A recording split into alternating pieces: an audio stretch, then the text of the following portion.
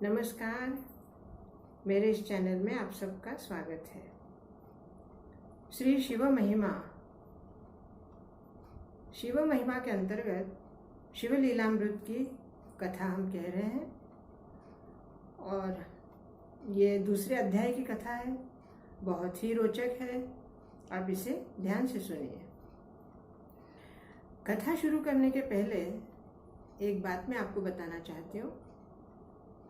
सतयुग, त्रेता युग और द्वापर युग में भगवान प्रत्यक्ष दर्शन दिया करते थे और उसी तरह राक्षस भी प्रत्यक्ष रूप से आया करते थे। लेकिन कलयुग में ना तो भगवान के प्रत्यक्ष दर्शन होते हैं और ना ही राक्षस प्रत्यक्ष रूप में दिखते हैं।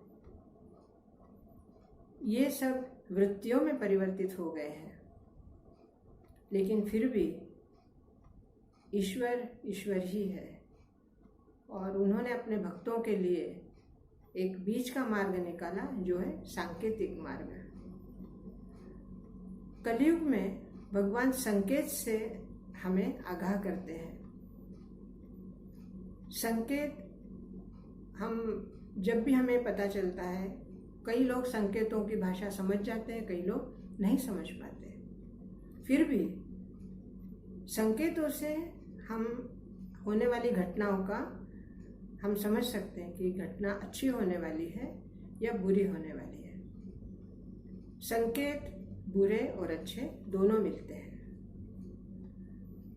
ये कथा भी कुछ संकेतों के बारे में बताती है और पिछले जन्म के बारे में भी कुछ बताती है। ये कथा शिव लीलामृत के दूसरे अध्याय की कथा है और इसमें कथा का जो विशेष पात्र है वो है एक बहेलिया। बहेलिया अर्थात व्याध, जो कि शिकार करके अपने घर का, अपने परिवार का भरण पोषण करता है। ऐसे ही एक बहेलिया, उसका रोज का कार्यक्रम था सुबह उठकर अपने औजार, अपने शस्त्र, जो कि धनुष, बाण, भाला, जो वो साथ लेके जाता था, उसको वो धार बनाता, मतलब तेज धार में करता और सुबह नाश्ता पानी करके वो जंगल में निकल जाता। ऐसे ही एक दिन ये सुबह उठा और इसको उठने में थोड़ी देर हो गई। अपने रोज की तरह अपने औजारों को तैयार किया और बगैर खाए पिए घर से निकल पड़ा। ये पहला संकेत है। रोज नाश्ता पानी करके निकलने वाला बहेलिया आज देर हो गई तो बगैर खाना खाए, बगैर नाश्ता किए, बगैर पानी पिए घर से निकल गया। और आगे जाते जब वो जंगल की तरफ जाने लगा तो उसके दिमाग में एक विचार आया कि रोज मैं इसी जंगल की तरफ जाता हूँ, आज मैं दूसरी तरफ जाता हूँ। ये दूसरा संकेत। ये दूसरे जंगल की तरफ मुड़ गया। वहां जाते जाते जहाँ एक 2-4 किलोमीटर अंदर की तरफ गया तो उसे कुछ आवाजें आने लगी। उसे लगा कुछ शोर हो रहा है, कुछ आवाजें आ रही है। उस तरफ उसने ध्यान दिया कि आवाज कहाँ से आ रही है। उस आवाज की तरफ वो बढ़ने लगा। थोड़ी देर में देखा तो उसके पीछे से भी कहीं से आवाजें आ रही है। उसे समझ में नहीं आया कि आवाजें आ कहाँ से रही है और आगे बढ़ा। आगे बढ़ के देखता है तो कई लोग आगे नाचते गाते जा रहे थे और वही जय जयकार करते हुए जा रहे थे। कोई कह रहा था हर हर महादेव, कोई कह रहा था जय बम बम बोले, कोई कह रहा था ओम नमः शिवाय, कोई कह रहा था हे शिव शंकर। और इस तरह भगवान शिव के नाम का गजर करते हुए, जय जयकार करते हुए लोग जा रहे थे। इसे लगा कि ये लोग कहाँ जा रहे हैं। अब बहेलिया होने की वजह से इसको तो मार काट और सिर्फ शिकार करना यही पता था। भगवान की आरती, भगवान की पूजा या आराधना, इन सब से बहुत दूर था। तो इससे थोड़ा लगा कि देखे आगे क्या है, थोड़ा अचरज लगा, फिर भी उनके साथ वो हो लिया। उसे लगा कि चलो थोड़ा मनोरंजन हो रहा है, और जैसे सब लोग बोलने लगे, मनोरंजन के तौर पे इसने भी बोलना शुरू कर दिया। कभी हर हर महादेव, कभी जय शिव शंकर, कभी जय भोलेनाथ, ऐसे कुछ भी भगवान शिव के जय जयकार करते हुए आगे बढ़ने लगे। लोग नाचते गाते जा रहे थे, ये भी उनमें शामिल हो गया। आगे चलते चलते काफी दूर निकल गए, करीब सुबह के 10 बज गए, और सामने उन्हें एक मंदिर दिखाई दिया। सब लोग मंदिर में गए, ये भी चला गया। अब इसको कौतूहल होने लगा कि आखिर ये है क्या। अंदर जाके देखा, बहुत बड़ा एक पत्थर है, और गोल सा पत्थर है, उसके ऊपर एक लंबा सा पत्थर रखा हुआ है, एक पाषाण। ये सोचने लगा कि ये क्या है। अब सब लोगों को देखा, कोई उसके ऊपर दूध डाल रहा है, कोई पानी जल चढ़ा रहा है, कोई बेलपत्र चढ़ा रहा है, कोई फूल चढ़ा रहा है, कोई धतूरा चढ़ा रहा है, कोई आँख के फूल चढ़ा रहा है। ये बड़े कौतूहल से सब जगह सब बात देखने लगा, और उसने भी सोचा चलो अपन भी कर लेते हैं। उसने एक लोटा पानी जल लिया और भगवान शिव के ऊपर चढ़ा दिया। उसे ये नहीं पता था कि भगवान शिव है, वो अपना पत्थर समझ के चढ़ा दिया। ऐसे करते करते मध्याह्न हो गया, और बस बाहर निकल आया। फिर ध्यान आया कि अरे मैं किस लिए आया था और कहाँ उलझ गया। फिर आगे चला, मंदिर पीछे रह गया, ये आगे बढ़ते गया बढ़ते गया। काफी घने जंगल में जाने के बाद इसे होश आया कि मैंने आज सुबह से ना तो पानी पिया है और ना ही कुछ खाया है। चलो ठीक है, ऐसे ही समझ के वो आगे बढ़ा। होते होते दोपहर बीत गई, लेकिन इसको कोई शिकार नहीं मिला। ये परेशान होने लगा।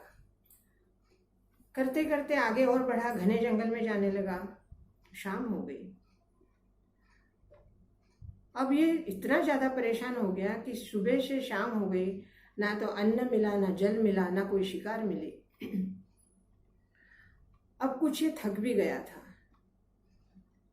जंगल में देखा कि अब शाम हो रही है, और अभी तक ना तो कोई पशु मिला, ना कोई शिकार मिला। एक बड़ा सा पेड़ उसको दिखा, तो सोचा चलो इसी पेड़ पर थोड़ी देर बैठ जाते हैं, कोई शिकार आएगा तो कर लेंगे। पेड़ पर चढ़ने लगा। अंधेरे की वजह से उसको समझ में नहीं आया कि पेड़ में कांटे भी हैं। फिर भी वो कांटों से बचते बचाते ऊपर पहुंचा। थोड़ी जिस डाली पे कांटे कम थे, ऐसी डाली को उसने टटोल कर देखा और उस डाली के ऊपर बैठ गया।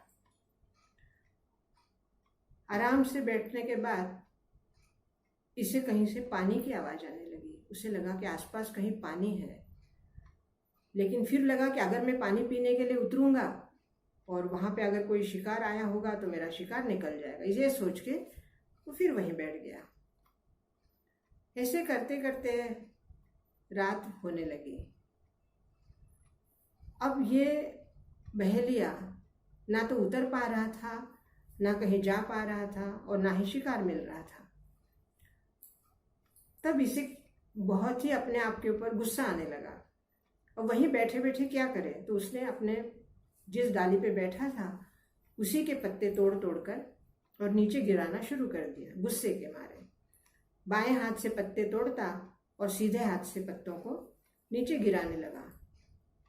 और अचानक उसे सुबह की बात याद आ गई कि वो क्या कह रहे थे लोग, बम बम बोले, हर हर महादेव। ये भी वैसे ही बड़बड़ाने लगा। पत्ता तोड़ता, हर हर महादेव कहता और पत्ता नीचे फेंक देता। ऐसे करते करते इसको ये खेल सा लगने लगा, और इसमें इसका मनोरंजन होने लगा। भूख भूल गया। पत्ते तोड़ता, हर हर महादेव, और पत्ता नीचे गिरा देता।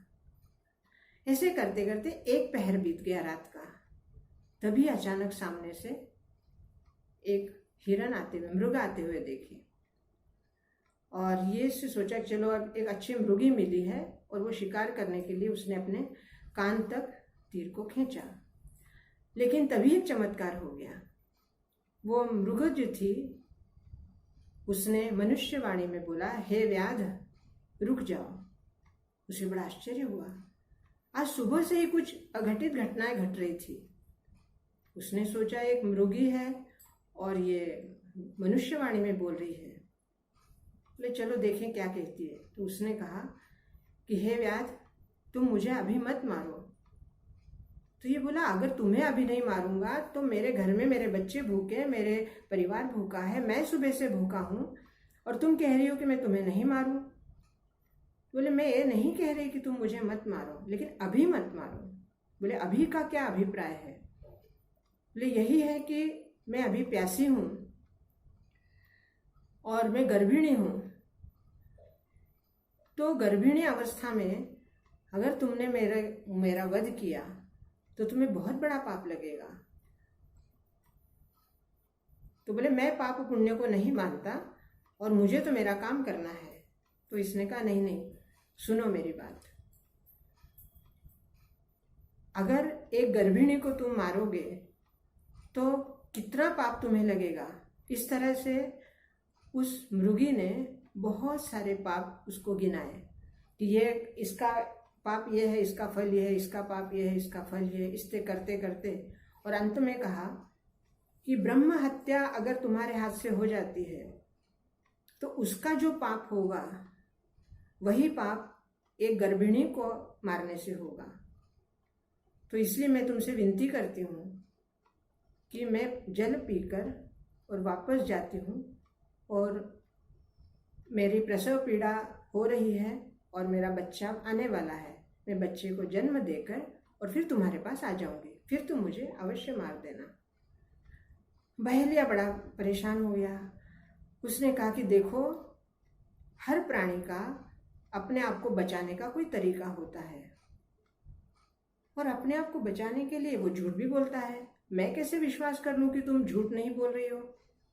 तब उसने कहा कि हे बहेलिए, मैं तुम्हें और भी पापों के बारे में बताती हूँ कि वो पाप मेरे सिर पे लग जाएंगे अगर मैं वापस नहीं आई तो। अब बहेलिया ने सोचा कि चलो ठीक है, वैसे भी अब रात हो ही गई है, देखते हैं। उसने कहा ठीक है, चलो जाओ। वो मृगी पानी पीकर और चली गई। ये फिर अपने खेल की तरह पत्ते उखाड़ता और हर हर महादेव कहते हुए नीचे गिराने लगा। ऐसे करते करते दूसरा प्रहर शुरू हो गया। दूसरा प्रहर शुरू होते ही एक दूसरी मृगी आई। अब इसे बड़ा और कौतूहल लगा कि शायद ये भी कुछ कहेगी। अब ये बाण मारने वाला था। उसने कहा, अरे बहेलिया, मुझे अभी मत मारो। बोले तुम भी कुछ कहने वाली हो क्या? बोले हाँ, सुनो मेरी बात। मैं अपने पति की पतिव्रता हूँ और मुझे बहुत प्यास लगी है। मैं जल पीकर अपने पति के पास जाती हूँ, अपना पत्नी धर्म निभाती हूँ, और फिर मैं तुम्हारे पास आती हूँ, तुम मुझे तब मार देना। बोले अच्छा। बोले अच्छा, फिर तुम कुछ शपथ लेके जाओ, मतलब कुछ मुझे वचन दे के जाओ कि अगर तुम नहीं आई तो क्या होगा। तो बोला, है बहेलिए, अगर मैं नहीं आई तो बहुत सारे उसने पाप गिनाए, ये पाप मेरे सिर पे लगे, वो पाप मेरे सिर पे लगे। बोले अच्छा अच्छा ठीक है, चलो जाओ। वो भी जल पी के चली गई।